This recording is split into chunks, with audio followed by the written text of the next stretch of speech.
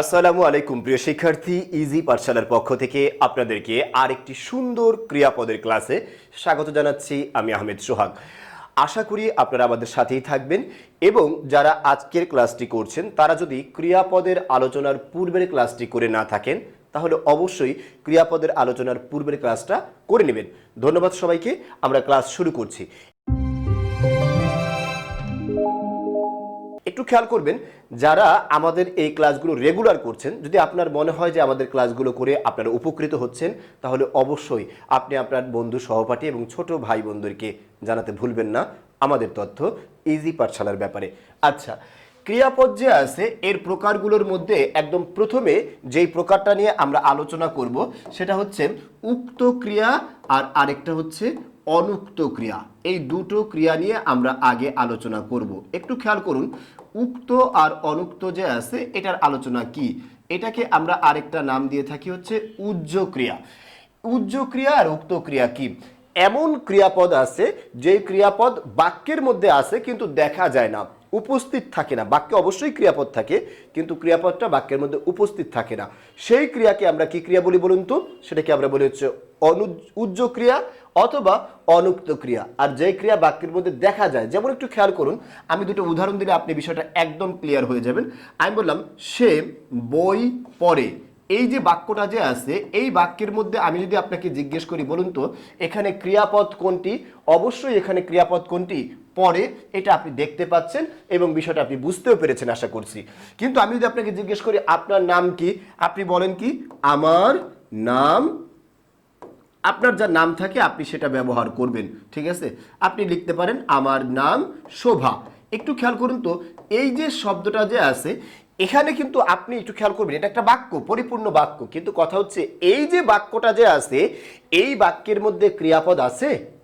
অবশ্যই ক্রিয়াপদ আছে, কিন্তু কথা হচ্ছে সেই ক্রিয়াপদ কি বাক্যের মধ্যে স্পষ্ট নাকি উজ্জ্বল? বাক্যের মধ্যে সেই ক্রিয়াপদটা কি দেখা যায় না? সেই ক্রিয়াপদটা কি বলুন তো? আমার নাম হয়, ঠিক আছে? আমার নাম হয়। একটু খেয়াল করবেন এই যে হয়টা যে আছে এই হয়টা হচ্ছে এখানে ক্রিয়াপদ। এই ক্রিয়াপদটা কি বাক্যের মধ্যে স্পষ্টভাবে দেখা যাচ্ছিল না? তাই এই ক্রিয়াপদকে আমরা কি ক্রিয়া বলবো বলতো? উজ্জ বা উক্ত ক্রিয়া, অনুক্ত ক্রিয়া বলবো। আর যেই ক্রিয়াপদ বাক্যের মধ্যে স্পষ্ট দেখা যায় সেই ক্রিয়াকে আমরা কি ক্রিয়া বলবো বলুন তো? সেটাকে আমরা বলবো হচ্ছে উক্ত ক্রিয়া।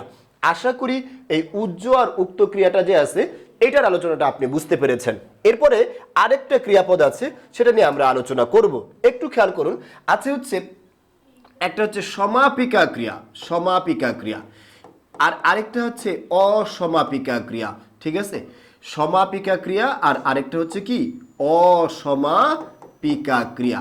এবার একটু বিষয়টা খেয়াল করুন, এই দুটো প্রকার যে আছে এটা কোন ভিত্তিতে? এই ক্রিয়াপদটা বাক্যে কার্য সম্পন্ন করার ভিত্তিতে, কার্য সম্পন্ন করার ভিত্তিতে, ঠিক আছে? সম্পূর্ণের ভিত্তিতে। একটা হচ্ছে সমাপিকা আর একটা কি অসমাপিকা। একটু ভালো করে খেয়াল করুন, এই সমাপিকা আর অসমাপিকা ক্রিয়া নিয়ে আমাদের আরো আলোচনা আছে। এই সমাপিকা আর অসমাপিকা ক্রিয়াটা যে আছে এটার আলোচনা করার জন্য আমি একটা ছোট্ট উদাহরণ দিতে চাই। দুটো উদাহরণ দিলে আপনি আশা করি বিষয়টা বুঝতে পারবেন। একটু খেয়াল করবেন, সমাপিকা হচ্ছে এমন ক্রিয়া যে ক্রিয়া তার কর্তাকে নিয়ে ক্রিয়ার ভাব বা অর্থ পূর্ণ করতে পারে। যেটা পূর্ণ করতে পারে সেটাকে আমরা কি বলবো?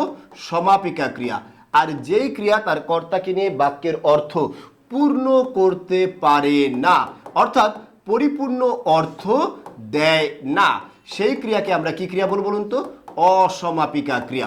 এখন আপনি এই বিষয়টা বোঝার জন্য এবার উদাহরণটা খেয়াল করুন। আমি বললাম সে খেলা দেখতে মাঠে যায়। একটু খেয়াল করুন তো এই যে বাক্যটা যে আছে এই বাক্যের মধ্যে ক্রিয়াপদ কয়টা আছে? এই বাক্যটার মধ্যে ক্রিয়াপদ আছে হচ্ছে দুইটি, একটা হচ্ছে দেখতে আর আরেকটা হচ্ছে যায়।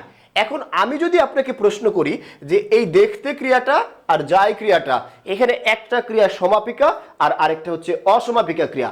প্রশ্ন যদি করি যে এখানে অসমাপিকা ক্রিয়া কোনটি, তাহলে আপনি আনসার করবেন কিভাবে? এটা আনসার করে একটা সুন্দর ওয়ে আছে। আপনি শুধু বাক্যে ক্রিয়া আর কর্তা বাদে যত অতিরিক্ত পদ আছে সেই পদগুলোকে আপনি বাদ দিয়ে দিবেন। এই খেলা এবং মাঠে এই দুটো শব্দকেই আমি বাদ দিয়ে দিলাম। কথা বুঝতে পেরেছেন? এবার ক্রিয়াপদের পূর্বে কেবল কর্তা ব্যবহার করবেন। যেমন খেয়াল করুন, আমি বললাম সে দেখতে, শুধু কর্তা ব্যবহার করেছি। এখন কথা হচ্ছে সে দেখতে এভাবে কি আমরা বলতে পারি এবং বললে কি এটা অর্থ বহন করে? না। তাই এই ক্রিয়াটা যে আছে, এই ক্রিয়াটা হচ্ছে কি অসমাপিকা ক্রিয়া। এখন আমি যদি এইভাবে এটা না বলে এইভাবে বলি সে যায়, দেখেন তো আমি এটা বলতে পারি কিনা? অবশ্যই এটা কিন্তু বলা যাচ্ছে।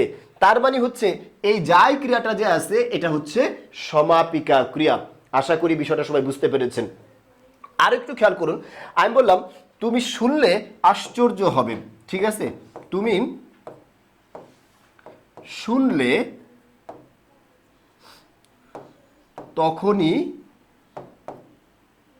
আশ্চর্য হবে।